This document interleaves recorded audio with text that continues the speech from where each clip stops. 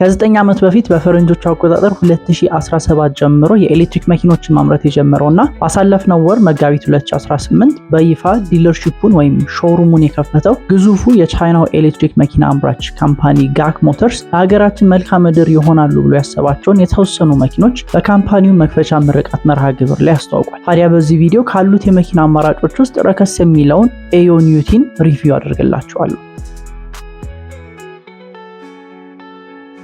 ኦልራይት እንግዲህ በአዲስ ቪዲዮ መተናል። ከለቀኩኝ የተወሰነ ጊዜ ሆኖኛል፣ ግን ዛሬ በዚህ ቪዲዮ የምናየው ኢንትሮ ላይ እንደሰማችሁት ጋክ ባለፈው ወር መጋቢት ወር ላይ ኦፊሻል ሾሩሙን ኢትዮጵያ ውስጥ ከፍቷል እና በከፈተበት መርሃ ግብር ላይ ያስተዋወቃቸው መኪኖች አሉ። ከነዛ ውስጥ ደሞስ አፎርደብል ይሆናል ብዬ ያሰብኩት የነበረውን መኪና ኤዮኒቲን በዚህ ቪዲዮ ሪቪው እናደርጋለን ማለት ነው። ስለዚህ ቀጥታ ወደዛ እንሂድ። ከኤክስቴሪየሩ ስንጀምር እዚህ ጋር ልክ እንደበፊቱ ፎቶዎችን አይደለም የምንጠቀመው። የጋክ ኦፊሻል ዌብሳይት ላይ የመኪናው 3D ሞዴል አለ። ስለዚህ ያንን ተጠቅመን ሪቪው ለማድረግ ይመቸናል። ስለሚመች ሪቪው እናደርጋለን። ከፊት ለፊቱ ስንጀምር ይሄ ዋው የሚያስብልም ፋክተር የለውም፣ ወይም ደግሞ የሚያስጠላም ፋክተር የለውም። መኪናው ዲዛይኑ ስናየው ትንሽ ብዙ ይሄ ያልተጠቀሙት ፓናል ይበዛል። ያው ምንም ማድረግ አይቻልም፣ ኤሌክትሪክ መኪና ስለሆነ ኦልሞስት አብዛኛው ነገር በፕላስቲክ ነው መሸፈን ያለበት፣ ምክንያቱም ኤርፍሎ ምናምን ነገር ስለማያስፈልግ። አሁን የሞተር የፔትሮል ኢንጂን ቢሆን እዚህ ጋር ምናልባት ግሪል ምናምን ነገር እናገኝ ነበረ። ኤሌክትሪክ መኪና ስለሆነ ምንም አያስፈልግም። ኢንተርናል የሆነ ኩሊንግ ሲስተም ስለሚጠቀም ይሄ ግሪል ምናምን ነገር ስለማያስፈልገው ፌክም ከሚያስቀምጡ እንደዚህ ሙሉ ለሙሉ ከቨር ቢያደርጉት የተሻለ ነው። ስለዚህ እዛ ነገር ላይ ምንም ማለት አይቻልም። ከዛ በተጨማሪ እዚህ ጋር ሄድላይቱን ስናይ ፉል ኤልኢዲ ሄድላይት ነው የሚጠቀሙት። እዚህ ጋር ዲአርኤሉም እንዲሁም ደግሞ ሃይቢም ሎቢም የሚጠቀሙት ፉሊ ኤልኢዲ ነው። ኦብቪየስሊ የቻይና መኪና ስለሆነ ቻይኖች ሞር አብዛኛው መኪኖቻቸው ኤልኢዲ የሚጠቀም ነው ያደረጉት። ፕላስ ደግሞ ከዚህ በፊት እንዳልኳቸው ኤልኢዲ ፓወር ኤፊሽንት ስለሆነ እነዚህ መኪኖች ደግሞ ፉል ኤሌክትሪክ ስለሆኑ እንግዲህ ኤፊሽንሲያቸውን ለመጨመር አስማች አስ ፖሲብል ኤፊሽንት እንዲሆን የሚያስችሉ ነገሮችን ነው የምንጠቀመው። ስለዚህ ኤልኢዲ ሄድላይት ነው የተገጠመለት ማለት ነው። ወደ ታች ስንወርድ ትንሽ ለኔ ከዲዛይኑ ወጣ ያለ ነገር ተጠቅመዋል። በተለይ ይሄ ፎግ ላይቱ ማለት ነው። ፐርሰናሊ እንዴት ነው መኪናውን ይሄ እንዴት ነው ዲዛይን ካደረጉበት ኤሌመንት ወይም ደግሞ ካሰቡበት እንትን ትንሽ ወጣ ያለ ይመስለኛል እና ግንጥል ጌጥ አይነት ነገር ሆኖብኛል እኔ። ምክንያቱም እዚህ ጋር ያለው ዲዛይን አራት ማዕዘን የሆነ ፎግ ላይት ዲዛይን የተጠቀሙት እና አይኖ ይሄኛውን ዲዛይን ይሄ አራት ማዕዘን ሆኖ ከዛ አራት ዶት ዶት እሱን ይሄ እንዴት ነው መለያቸው አይነት ነገር ለማድረግ እየሞከሩ ያሉ ይመስለኛል። ምክንያቱም ከኋላም ስንመጣ የምናየው ዲዛይን ስለሆነ ግን አይ ዶንት ኖ ፍሎ አላደረገም ለኔ። ከዛ በተጨማሪ እዚህ ጋር ሳምሃው ቬንት የሚመስል ነገር አለ፣ ወይም ደግሞ ግሪል የሚመስል ነገር አለ። እዚህ ጋር ሌዳር ሲስተም አለ። ያው ሃይስት ትሪሙን የምትመርጡ ከሆነ ድራይቨር ኤድ አሲስታንት ምናምን ነገር ስለሚኖረው ላይዳር ሲስተም ስለሚጠቀም፣ እዚህ ጋር ደግሞ ሬጉሌሽንም ስለሆነ እዚህ ጋር ላይዳር ሲስተም የሚጠቀምበት ቦክስ አለ። ከዛ በተጨማሪ ያን ያህል እንዳልኳችሁ ዋው የሚያስብልም ወይም ደግሞ በጣም የሚያስጠላም አይደለም። ጀስት ፐርሰናሊ እኔ ፎግ ላይቱ አልተመቸኝም ዲዛይኑ ማለት ነው። ወደ ሳይዱ ስንሄድ መኪናው እንዴት ነው ያን ያህልም ረጅም አይደለም፣ ቁመቱም እንዲሁም ደግሞ ርዝመቱ ረጅም አይደለም፣ ቁመቱም ደግሞ በጣም ከፍ ያለ አይደለም፣ መካከለኛ ላይ ያለ ቁመት ነው።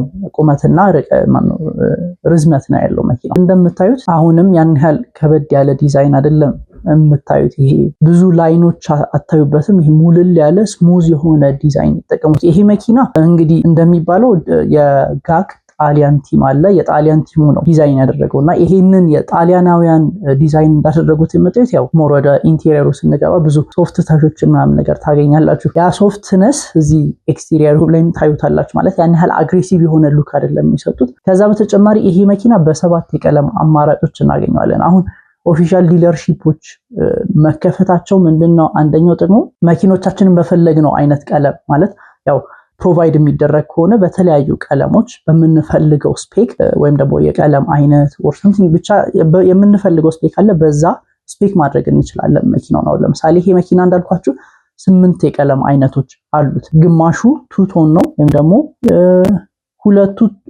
ሁለት ይመስለኛል። ሁለቱ ቱ ቶን ናቸው። ቱ ቶን የምንለው ይሄ አሁን የነበረውና ይሄኛው ነው። ይሄ ሬድ በዋይት ነው። ከዛ በኋላ ደግሞ ይሄ ሰማያዊ ነገር በዋይት ነው። የራሳቸው የቀለም ኔሚንግ አላቸው። እሱም ማየት ትችላላችሁ። ግን ከዛ በተጨማሪ ሙሉ ለሙሉ ሬድ አለ፣ ከዛ ነጭ፣ ከዛ ሙሉ ለሙሉ ሰማያዊ አለ። እንደዚህ ያለ 8 የቀለም አማራጮችን ፕሮቫይድ ያደርግልናል። ስለዚህ ፖሲብል ከሆነ የራሳችንን በምንፈልገው ቀለም መኪናውን ስፔክ ማድረግ እንችላለን ማለት ነው። ከዛ በተጨማሪ እዚህ ጋር 17 ኢንች አሎይ ዊል ይጠቀማል። አይ ቲንክ ዲዛይኑ ተመሳሳይ ነው ለሁሉም መኪና ተመሳሳይ ነው። የተለያየ ዊል ዲዛይን ምናምን ነገር ፕሮቫይድ አያደርጉም። ስለዚህ 17 ኢንች አሎይ ዊል አለ። እዚሁ ላይ ሳይዱ ላይ ሳንወጣ እዚህ ጋር ምናልባት በዚህኛው ቀለም አይ ቲንክ በዚህኛው ይሻላል መሰለኝ። እዚህ ጋር የምታዩት ዶር ሃንድል አሁን ይሄ ቢዜድ 3ኤክስ ላይ ምናምን ነገር የምታያቸው ይሄ ላምበርጊኒ ሂራከል ምናምን የሚጠቀሟቸው አይነት ሊቨር ዶሮች አይደሉም እዚህ ጋር የተጠቀሙት፣ አዲስ ነው መኪናው። ስለዚህ ይሄ ለምንድን ነው ከተባለ አይ ቲንክ ፌብሩዋሪ ላይ አካባቢ ይመስለኛል ቻይና ላይ በደረሰ የመኪና አደጋ እንዴት ነው መኪናው ፍለሽ የሆነ ዶር ሃንድል ነበር የነበረውና ፎር ኢመርጀንሲ መኪናውን ለመክፈት ስላልተቻለ እና አደጋው ትንሽ ከፍ ያለ ጉዳት እንዲደርስ ስላደረገ የቻይና መንግስት የትኛውም አይነት መኪና በእንደዛ አይነት ይሄ ልክ እንደ BZ3 አይነት BZ3X አይነት የሚጠቀሙት ዶር ሃንድል በእንደዛ አይነት ዶር ሃንድል የትኛውም መኪና ፕሮዲዩስ መደረግ የለበትም ብሎ ነበርና ስለዚህ ያ በዛ ሬጉሌሽን ምክንያት ወደ በፊቱ ዶር ሃንድል ነው፣ ግን ስቲል ይሄም ፍለሽ ነው፣ ግን የበፊቱ ዶር ሃንድል ስለሆነ ኢዚሊ አክሰሰብል ነው። እንዲሁም ደግሞ ፎር ኢመርጀንሲ ፎር ሴፍቲ ፊቸርስ ምናምን ነገር ይሄኛው የተሻለ ነው ተብሎ ስለታሰበ በዚህኛው ነው የሚቀጥለው። ከዚህ በኋላ ያሉት የቻይና መኪኖች በእንደዚህ አይነት የዶር ሃንድል ነው የሚቀጥሉት ማለት ነው። ስለዚህ ለየት ያለ ነገር ብለን የምናየው ይሄ ነው። ያው ጀስት እንደ መረጃም ልንገራችሁ በሚለው ነው። ስለዚህ ሳይድ ላይ ይሄንን ይመስላል። ወደ ኋላው ስንሄድ ቅድም ያልኳችሁ ፎግ ላይት ላይ ያቺ የአራት ማዕዘኗ ዲዛይን ይሄ የራሳቸው መገለጫ እንዲሆን ፈልገዋል ያልኳችሁ እዚህ ጋር የኋላ ቴል ላይቱ ላይ የምታዩት ያኛው አስፔክት አለና እዚህ ጋር የኋላ ቴል ላይቱ ላይ ፉል ኤልኢዲ ነው የተጠቀሙት። እዚህ ጋር የኋላ መብራቱም ከዛ በኋላ ሳይድ ብሊንከሮቹም እንዳለ እንዲሁም ደግሞ ሬድ ዲአርኤሉ እንዲሁም ፍሬን መብራቱም እንዳለ ሙሉ ለሙሉ ኤልኢዲ ነው የተጠቀሙት። ያው እንዳልኳችሁ ይሄ ሶፍት የሆነ ዲዛይን ነው። ስለዚህ ይሄ ሙልል ያለ አይነት ሼፕ ነው የተጠቀሙት እንጂ ይሄ ሻርፕ የሆነ ኤጅ አይደለም የተጠቀሙት። እዚህ ጋር ሪድ ዲፊውዘሩን ስናየው ፕላስቲክ ይመስላል። ከዛ በኋላ እዚህ ጋር አንጸባራቂ ያለ እዚህ ጋር ሬን ላይት የሚመስል ነገር አለ። አይ ቲንክ ይሄ የኋላ መብራት ፈንክሽናል ከሆነ የኋላ መብራት ነው ማለት ነው። ሶ ያ ምናልባት እዚህ ጋር አሁን ሳይድ ላይ ይሄኛው 3D ሞዴል ስለሆነ ሙሉ ለሙሉ ጠቅሯል፣ ግን ምናልባት ፕሮቫይድ ካደረገ እዚህ ጋር የፕራይቬሲ ቲንትድ ሚረር የኋላው ፕሮቫይድ ሊያደርግልን ይችላል። ከዛ በተጨማሪ እንዳልኳችሁ ዋውም የሚያስብል አይደለም የሚያስጠላም አይደለም። ጀስት ግን አሴ ኮሚዩተር ካር ኤቭሪዴይ ለመጠቀም የምንፈልገው አይነት መኪና ከሆነ በቃ ይሄ አይን ውስጥ የማይገባም ከአይን ውስጥ የማይወጣም በቃ ጀስት ኒውትራል የሆነ ዲዛይን ነው የሰጡት። ያው እንዳልኳችሁ ጣሊያን ቲሞች ናቸው ማነው ዲዛይን ያደረጉት። ስለዚህ ሶፍት የሆነውን አስፔክት በጣም የምናየው ወይም ደግሞ ጎላ ብሎ እናይበታለን ማለት ነው። ስለዚህ አጠቃላይ ኤክስቴሪየሩ ይሄን ይመስላል። አሁን ደግሞ ወደ ኢንቴሪየሩ ይሄ መኪና ኤክስቴሪየሩን በ8 ቀለም ብያቸዋለሁ። ኢንቴሪየሩን ደግሞ በ3 የቀለም አማራጮች እናገኛለን። የመጀመሪያው ሰምሆ ፒንኪሽ በዳርክ ግሬ፣ ከዛ ላይት ግሬ በዳርክ ግሬ አይነት ነገር፣ ከዛ ሰምሆ ደግሞ ዋይት በዳርክ ግሬ አይነት 3 አይነት የቀለም አማራጮች ማግኘት እንችላለን። ስለዚህ በፈለግ ነው እንዳልኳችሁ ስፔክ ማድረግ የምንችል ከሆነ ከነዚህ የቀለም አማራጮች መርጠን መኪናውን ይሄ ፐርሰናላይዝ ማድረግ እንችላለን።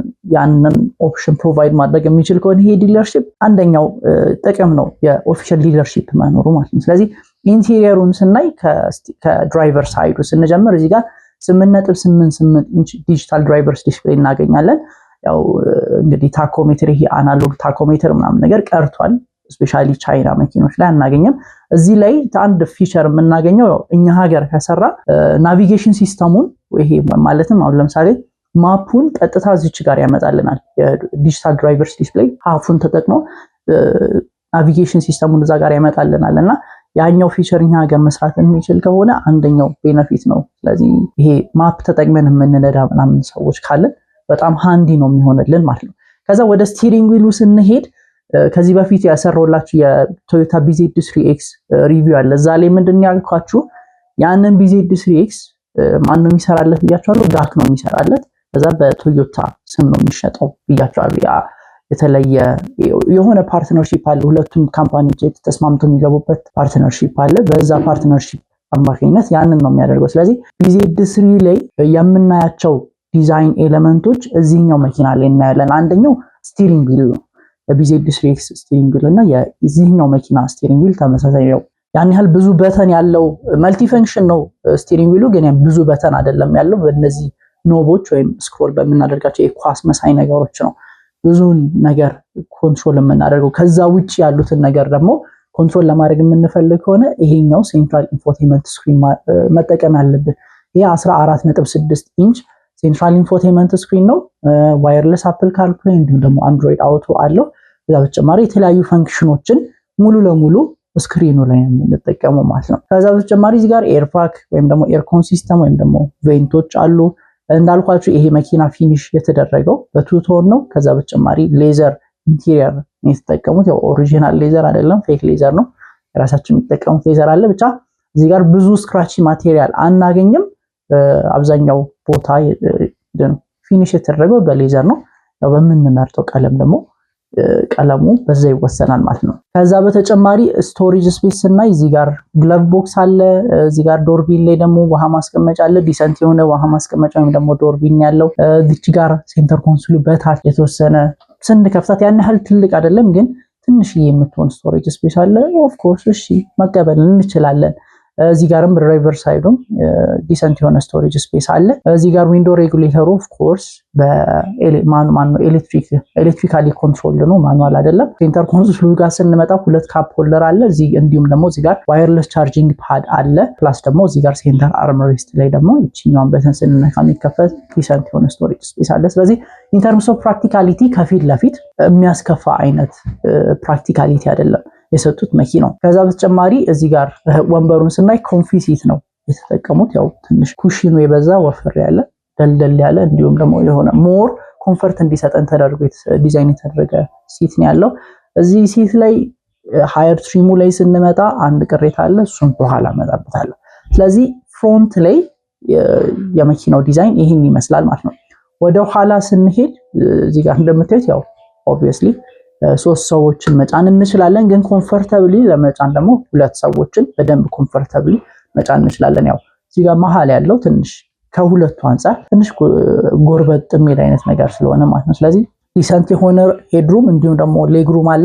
እንዳልኳችሁ መኪናው ትንሽ ረዘም ስለሚል ኦልሞስት ልክ እንደ ኮሮላ አይነት ያክል ነው ርዝመቱ። ይሄ ልክ እንደ ቪትስ ያጠር ያለ ሳይሆን እንደ ኮሮላ አይነት ርዝመት ነው ያለው መኪናው። ስለዚህ ያ ርዝመት መኖሩ ዊልቤዙ እንዲሰፋና እንዲሁም ደግሞ እዚህ ካቢን ላይ ደግሞ አሪፍ የሆነ ሌግሩም እንዲኖረን አስችሏል። ከዛ በተጨማሪ ያው ስሎፕ አይደለም፣ ሩፍ ላይኑን ካየነው እዚህ ጋር ሲሄሩ ላይ እንሂድና ሩፍ ላይኑን ካየነው ስሎፒ አይደለም፣ ሰምሃው የሆነ ቦክሲ አይነት ስለሆነ እዚህ ጋር ደግሞ ያው ሄድሩማችንም ደግሞ አሪፍ እንዲሆን አስችሎታል ማለት ነው። ስለዚህ ኢንቴሪየር ዋይዝ ይሄንን ይመስላል ማለት ነው። ወደ ቡት ስፔሱ ስንሄድ እነዚህን የኋላ ወንበሮች ሳናጥፍ ወደ 321 ሊትር አካባቢ ስቶሬጅ ስፔስ እናገኛለን።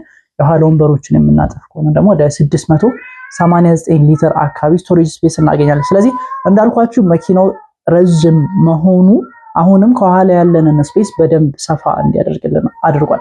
ያው ያን ያህል ትልቅ ነው የሚባል አይደለም ስቶሬጅ ስፔሱ፣ ግን ዲሰንት ነው። አትሊስት የሆኑ ነገሮችን ለመጫን አሪፍ የሆነ በቂ የሚባል አይነት ስቶሬጅ ስፔስ ይሰጠናል ማለት ነው። ስለዚህ ፕራክቲካሊቲ ዋይዝ አሪፍ ነው፣ ግን ትንሽ የኋላው ስፔስ ትንሽ ጠበብ ያለ ቢሆንም ግን ከሌሎች መኪኖች ደግሞ የተሻለ ስቶሬጅ ስፔስ ይሰጠናል ማለት ነው። ይሄ መኪና ፕሪሚየም እና ለግዠሪ የሚባሉ 2 ስትሪም ሌቭሎች ያሉት ሲሆን ሃየር ግሬድ የሚባለውን ስንመርጥ የምናገኛቸው ተጨማሪ ፈንክሽኖች አሉ። ከነዛም ውስጥ ኤሌክትሪክ ፍሮንት ሲት አጀስትመንት፣ ፓወርድ ቴልጌት፣ ፓኖራሚክ ሰንሩፍ፣ ዋየርለስ ቻርጂንግ ፓድ እንዲሁም ደግሞ ሂትድ ፍሮንት ሲት ናቸው፣ ግን ለድራይቨር ብቻ ነው። ይሄ ደግሞ መኪናው ላይ ወዳሉብኝ ቅሬታዎች ይወስደኛል። የመጀመሪያው እንዳልኳችሁ ሃየር ግሬዱን ስትመርጡ ሂትድ ፍሮንት ሲት ታገኛላችሁ፣ ግን ለሹፌር ብቻ ነው። እዚህ ጋር ኢንቴሪየሩ ላይ ሳሳያችሁ ለዚህኛው ይሄኛው እንግዲህ ሌፍት ሃንድ ድራይቭ ነው። ስለዚህ ለዚህኛው ብቻ ነው የምናገኘው። ፓሴንጀሩ ሂትድ ፍሮንት ሲት አያገኝም፣ ወይም ደግሞ ሂትድ ወይም ኩልድ ፍሮንት ሲት አያገኝም። ምናልባት ኤሌክትሮኒክ አጀስትመንቱን ያገኛል፣ ግን ዋይ ነው ለምን ማለት ሃየር ግሬዱን እስከከፈልን ድረስ። አሁን እነዚህን አፕግሬድ ስትከፍሉ ያው በነፃ አይደለም፣ የተወሰነ ፕሪሚየም ፕራይስ ትከፍላላችሁና ያንን ፕራይስ እስከተከፈለ ድረስ አትሊስት ለዚህ መኪና ይሄ እንዴት ነው ተፎካካሪ ይሆናሉ ተብሎ ከሚቀርቡ መኪኖች አንፃር ሌሎቹ ለሁለቱም ለድራይቨሩም ለፓሴንጀሩም ሂትድ ኤንድ ኩል ፍሮንት ሲት ይሰጣሉ። ግን ይሄኛው ለድራይቨር ብቻ ነው። ዋይ ለምን ይቆጠባል የሚለው አንደኛው ቅሬታዬ ነው። ሁለተኛው ቅድም እንዳልኳችሁ ይሄ መልቲ ስቲሪንግ ዊል ቢሆንም ግን ብዙ በተኖች የሉም። በአብዛኛው ስክሪን ላይ ነው የምንቆጣጠረው ብያችኋለሁና አብዛኛው ሳይሆን በቃ ኦልሞስት ኤቭሪቲንግ እዚህኛው ሴንትራል ኢንፎቴንመንት ስክሪን ላይ ነው የምንጠቀመውና አትሊስት የተወሰኑ በተኖች ቢኖሩ ስፔሻሊ የተወሰኑ በተኖች እዚህ ምንድነው ስቲሪንግ ዊሉ ላይ ቢጨመሩ ከዛ በኋላ እዚህ ከታች ደግሞ አትሊስት ኤችቫክ ይሄ ምንድነው ኤሲ ምናምን የምንጠቀምባቸው ነገሮች እዚህ አትሊስት በበተን ቢሆኑ somehow more practical ይሆናል። ግን አሁን ኤቭሪቲንግ እዚህ ላይ ስለሆነ ሁሉንም በአንዴ አክሰስ ማድረግ አንችልም።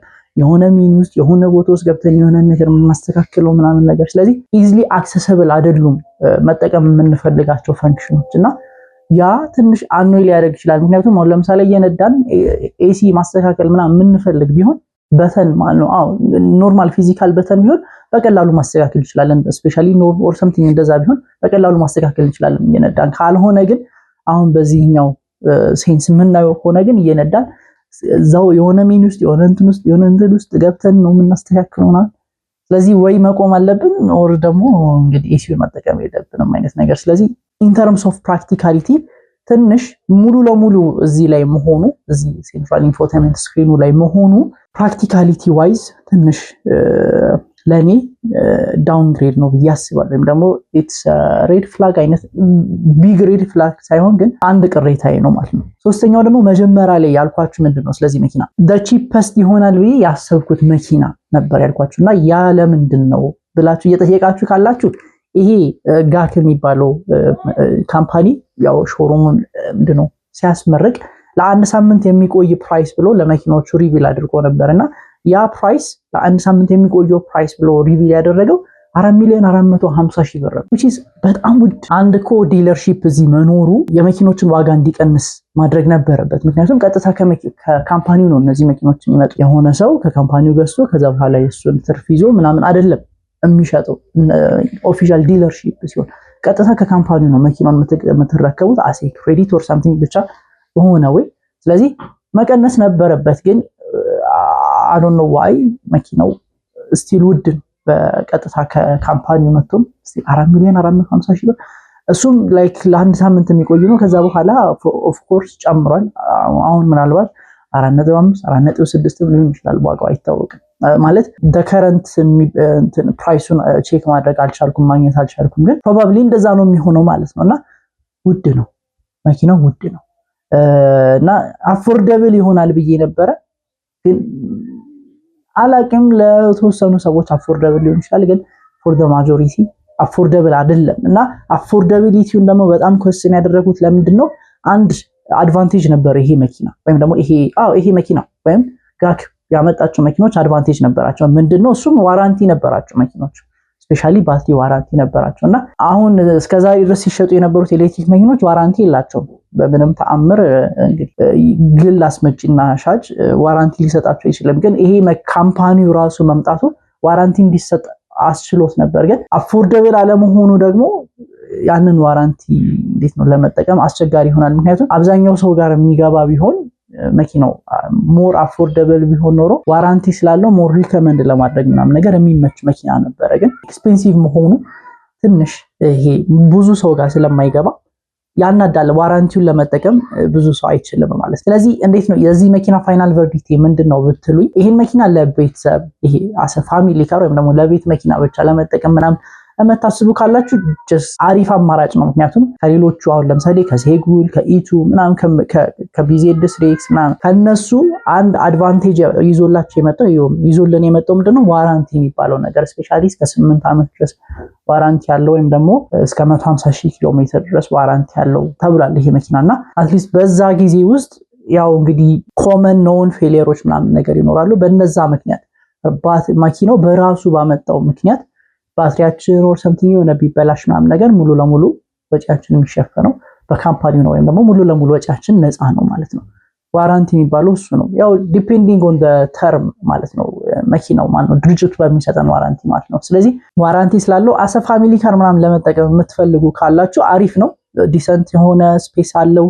ያን ያህል ይሄ ሰፎኬትድ አይደለም፣ ለቀቅ ያለ መኪና ምናምን ስለሆነ እንዲሁም ደግሞ እንዳልኳችሁ ዋራንቲ ስላለው አንድ አማራጭ መሆን ይችላል። ግን ለራይድ ለሜትር ታክሲ ምናምን የምትጠቀሙ ለመጠቀም ያስባችሁ ሰዎች ካላችሁ ግን I don't think it's like advisable። ምክንያቱም ውድ ነው 4,450,000 ብር ወይም 4.5 4.6 ያው በባንክ ከሆነ መኪናው ትንሽ ይወደዳልና ያው ሰርቪስ ምናምን ነገር እዛው ዲለርሺፕ አለን ብለዋል። ስለዚህ ሰርቪስ ምናምን ነገር አሪፍ ነው። ግን ስቲል ዋጋው ትንሽ ተለቅ የሚል ይመስለኛል ወይም ደግሞ ወደድ ያለ ይመስለኛል። ምክንያቱም በባንክ ምናምን ከሆነ ያው ሪተር ይሄ የምትከፍሉት አለ፣ ከዛ ወለዱ አለ ምናምን እሱ ነገር በጣም ስለሚበዛ ይወደዳል። ያናደረ ይሄ ፕራይሱም ደግሞ በጣም ዋና ፖይንት አድርጌ ያስኩትም ለዛ ነው። ማለት ለሜትር ታክሲ ምናምን ነገር መጠቀም ረከስ ቢለው ለምሳሌ ልክ እንደ ሲጉል 3 ሚሊዮን አካባቢ ምናምን ነገር ቢሆን 3.6 ምናምን ነገር ቢሆን ኦኬ ያለ ለሜትር ታክሲ በተጠቀሙትም ዋራንቲ ያለው መኪናው ምናምን ነገር ስለዚህ የሆነ ካይንድ ኦፍ ሴፍቲ ይሰጣችኋል አይነት ነገር ግን ውድ ስለሆነ I don't recommend ለሜትር ታክሲ ማለት ነው። ስለዚህ በአጠቃላይ የመኪናው ሪቪው ይሄን ይመስላል። ማይ ኦፒኒየን I hope እንደተጠቀማችሁ ሐሳብ አስተያየት ካላችሁ ኮሜንት ላይ አሳውቁኝ። እንዲሁም ደግሞ ሰብስክራይብ ያደረጋችሁ ፋሚሊ በመሆን ደግሞ ድጋፋችሁን አሳዩኝ። በቀጣይ ቪዲዮ እስከምንገናኝ ድረስ ይመቻችሁ።